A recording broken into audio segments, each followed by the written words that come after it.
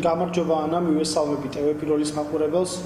13 წლის თავზე, როდესაც ხელისუფლება აანონსებს თითქოს რაღაც ნაციონალური მოძრაობის შემსწავლელ საგამოძიებო კომისიას, რომელიც რაღაცა დღეში ერთ ხდომას ჩაატარებს და ამით რაღაც 13 წლის წინანდელ ფაქტებს გამოიძიებენ, რა თქმა უნდა, აბსურდია და ფარსი არის, იმიტომ რომ თქვენ კარგად იცით, რომ რეალური საყრდენი, მათ შორის ნაციონალური მოძრაობის ყოფილი სახეების არიან დღეს აღნანი ბიძინა ივანიშვილის, მათი შემომწირველები, მათი მოსამართლეები, მათი ყოფილი ფეოდალები და დეპუტატები, მათი მინისტრის მოადგილეები.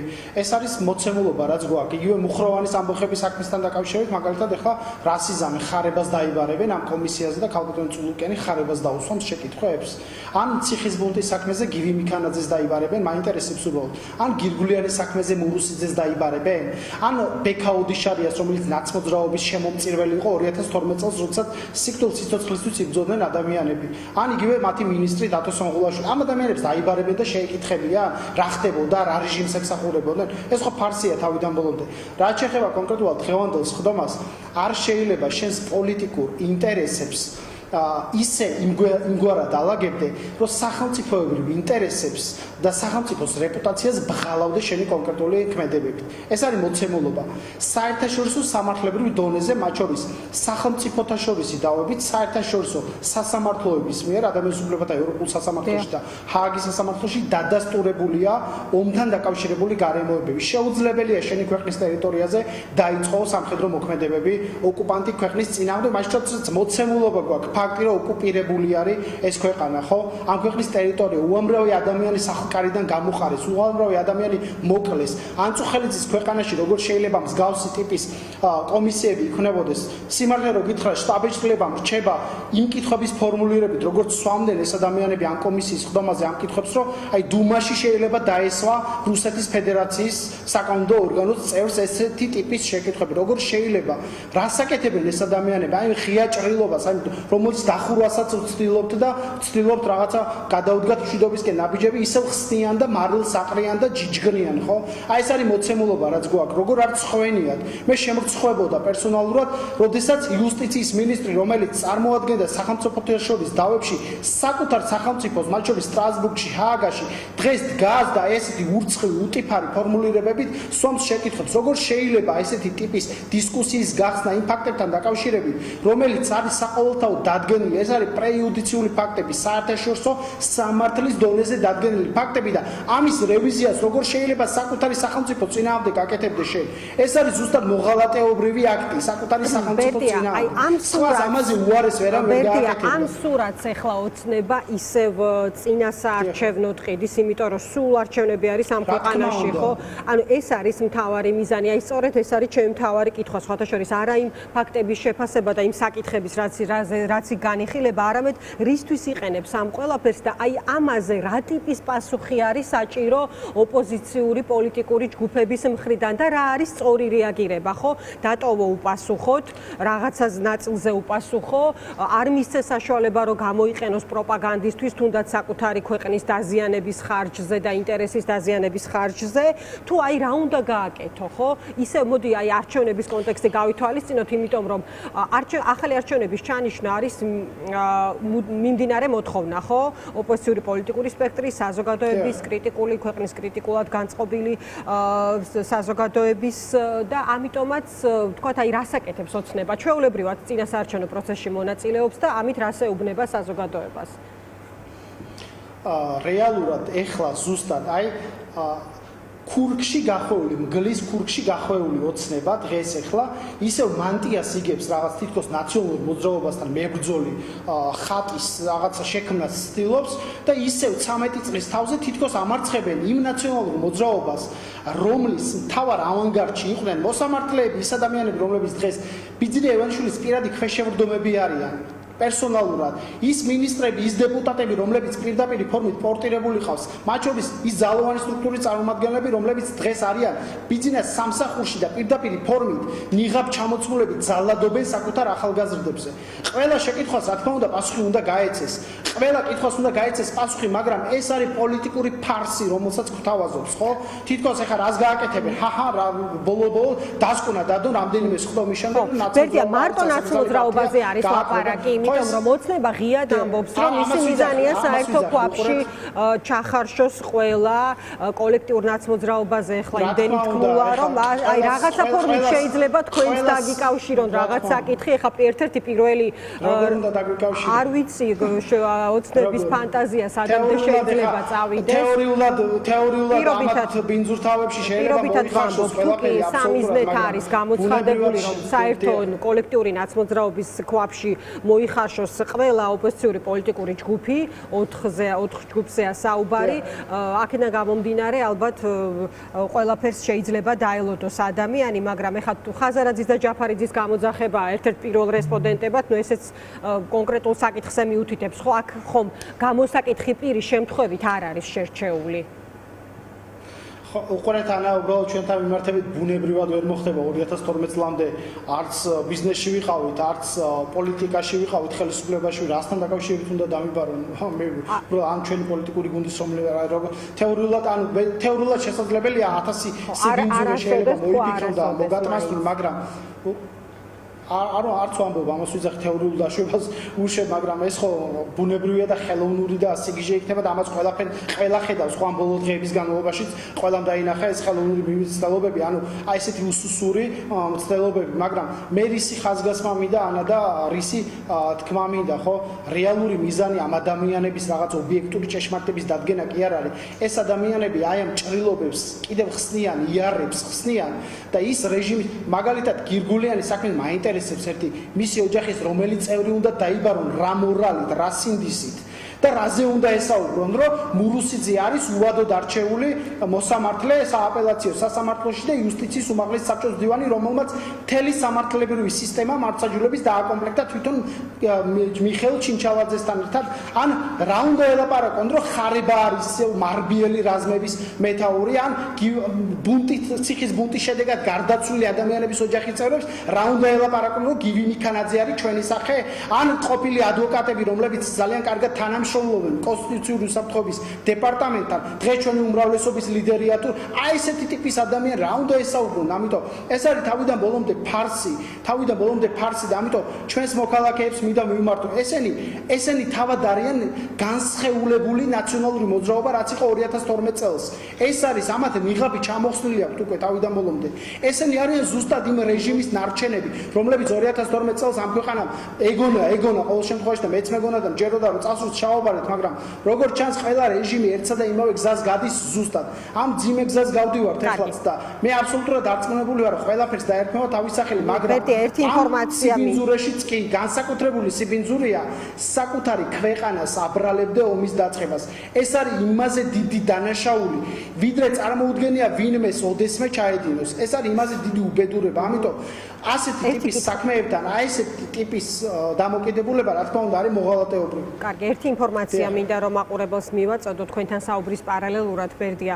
მამუკა ხაზარაძის პოსტი არის სოციალურ ქსელში, სადაც ის წერს შემდეგს, რომ პროკურატურიდან დამიკავშირდნენ მოწმის სტატუსით მობრძანდიო. ძალიან საინტერესოა, რისი მოწმე ვარ, წერს ხაზარაძე, საცირკო წარმოდგენაში რომ არ მივიღე მონაწილეობა, რა თქმა უნდა, უნდათ დაკავება.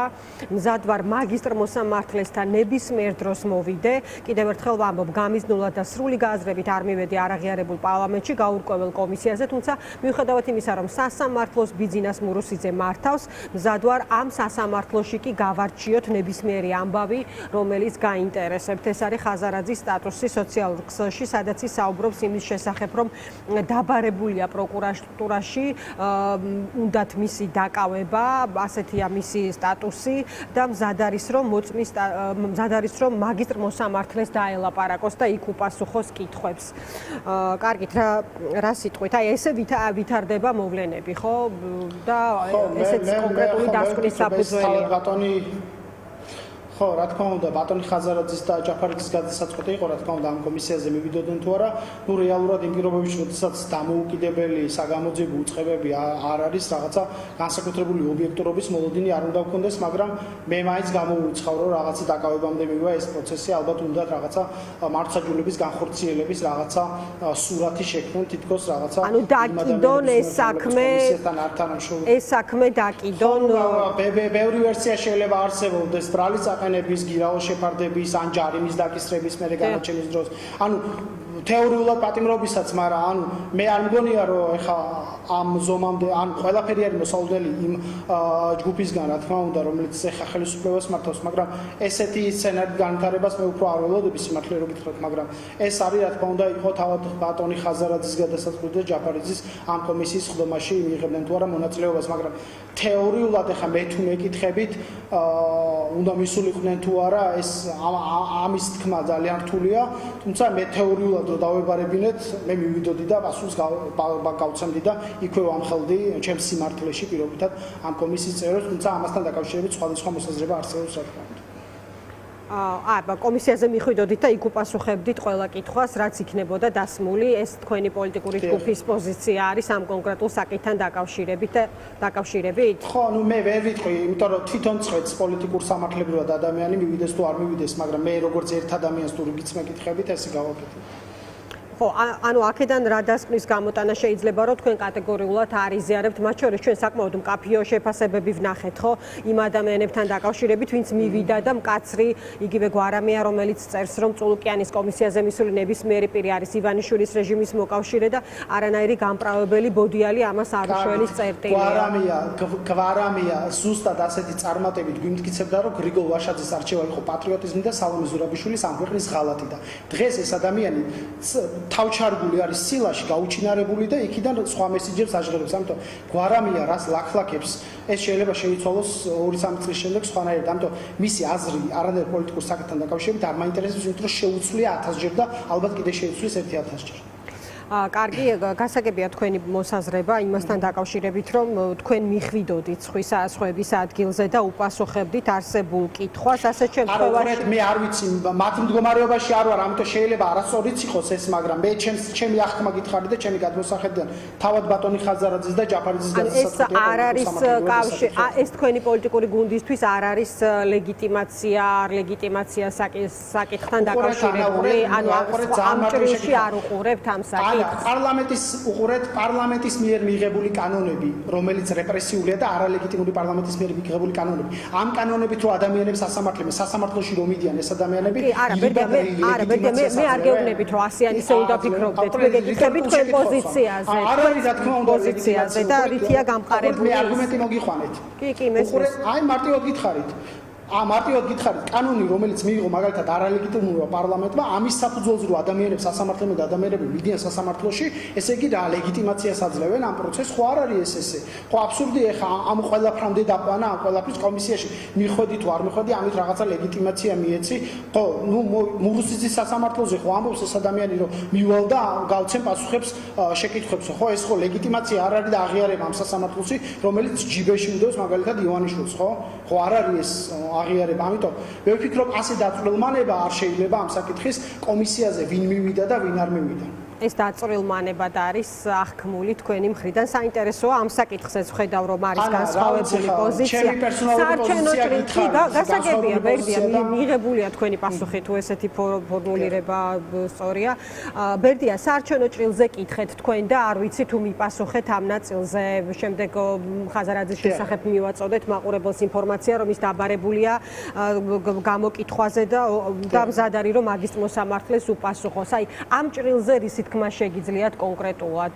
ოცნება ეხა ამ საარჩევნო ველზე არის აი ამ პროცესის ჩვენებით კონკრეტულად და ისევ თავის ამომრჩეველს ელაპარაკება ან სხვა საშინებს თუ აი რა სურათს ვადევნებთ ჩვენ თვალს და რა იქნება ამაზე სწორი ადეკვატური პასუხები. რა თქმა უნდა, ნუ ეს არის საარჩევნო პროცესში, ხა თავიდან ბოლომდე საარჩევნო პროცესშია გადართული, ხო, ხელისუფლება. ზუსტად ასევე თავის დღის წესრიგს ალაგებს, იგივე მესიჯები აქვს ზუსტად აბსოლუტურად იდენტური, როგორც ჰქონდა საპარლამენტო არჩევნებამდე, ეს იყო მშვიდობის საკითხი, რომელსაც ასაღებს მოსახლეობას თითქოს მშვიდობის მცველია ამ ქვეყანაში და თვითონ ყავს დარბეული და პირდაპირი ფორმით სისხლი აქვს დაღვრილი რუსთაველის გამზირზე საუკეთესო ახალგაზრდების გამოკეტილი ყავს ციხეში მსახიობები, ლექტორები, სტუდენტები. აი ეს არის რეჟიმი, რომელიც დღეს გვეუბნება, რომ მშვიდობა გვაქვს, ნაციონალური მოძრაობა თითქოს ვებრძვით და უნდა ავგრძელოთ და ეს არის საარჩევნო კამპანია, ხო, რა თქმა უნდა, რომელშიც არის ხელისუფლება. ჩვენ ახლა თუ გვეკითხებით, ჩვენი პასუხი არის ძალიან მკაფიო. ჩვენ ვართ დღეს თავიდან ბოლომდე ესე რომ ვთქვათ, მობილიზებული იმ ორ საკითხთან დაკავშირებით, რომელიც არის საერთო სახალხო მოთხოვნა, ხო?